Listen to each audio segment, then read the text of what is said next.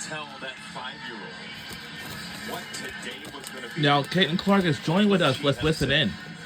Honestly, like, I'm very overwhelmed. This has been absolutely incredible. Just being here and feeling this energy again, there's really no place. Everybody has knows her since Caitlin Clark used to be a superstar athlete until she got drafted to the WNBA. Until she got drafted in the WNBA draft. Some of my teammates are still on the team, but I'm just very lucky and grateful and very fortunate. At 5 years old, you don't dream of something like this. So, it comes with a lot of hard work and a lot of really good people that have helped me get here.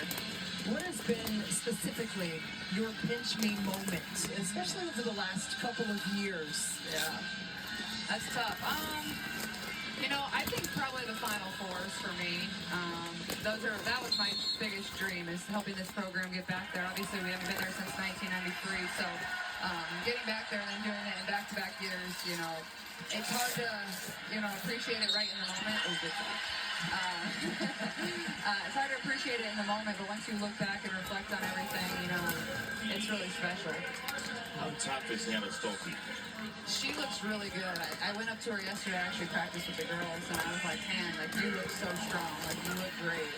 Just really proud of her and her physicality. I think, getting her back to the 5 position has been helpful for this team, and I think she feels a little bit more comfortable there.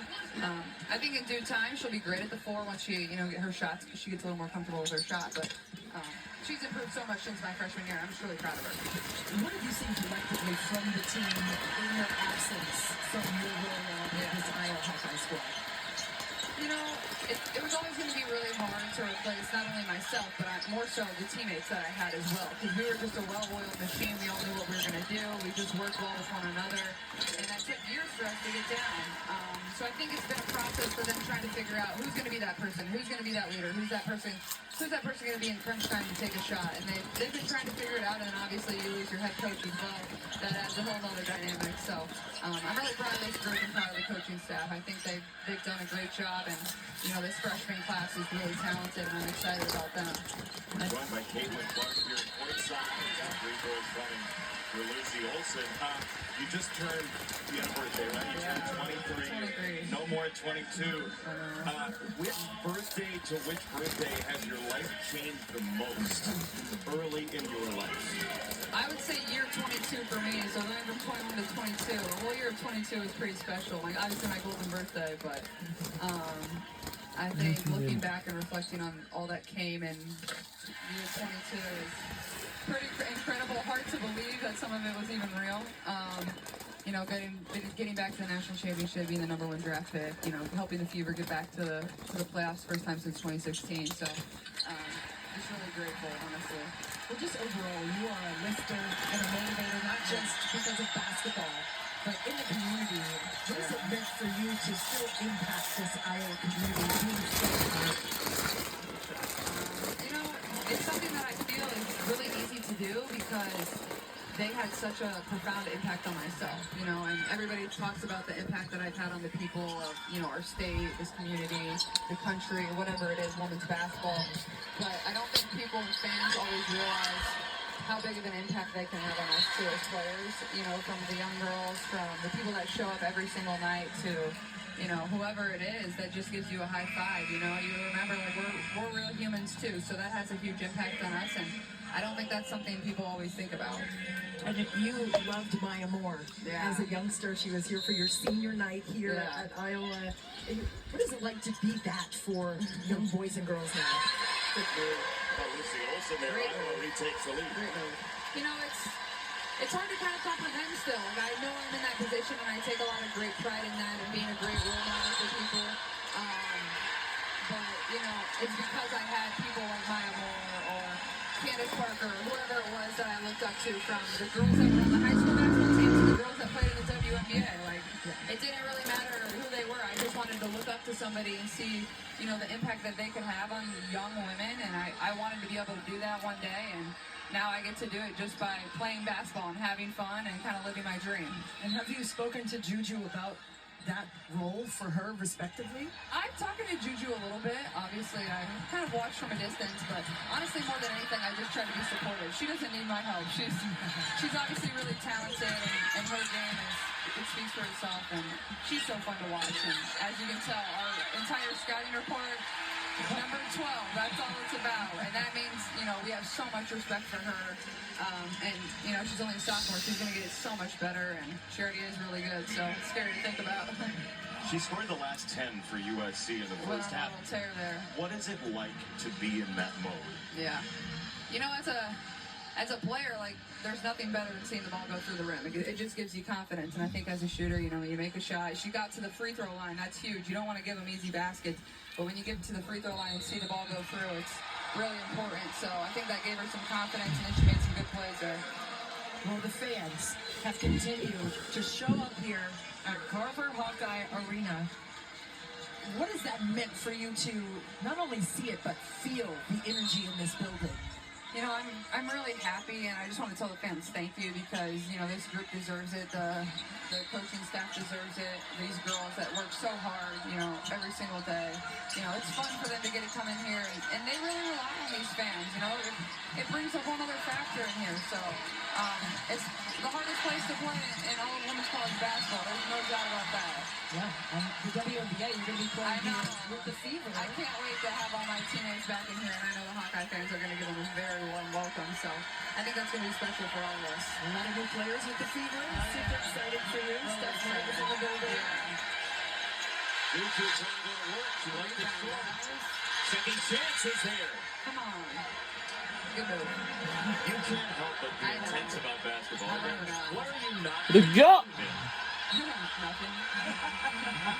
Your brothers are here, your parents, your family, and Connor is here. Yeah. What have they shared with you about this day and this moment in your journey? Well, I think last night I got together with a lot of people that had just had a really big impact on me, and more of a way to say thank you to them. I wouldn't be here without, the media team or the managers or whoever it is. They all have been very selfless and throughout my career to help me get to the point I've been at.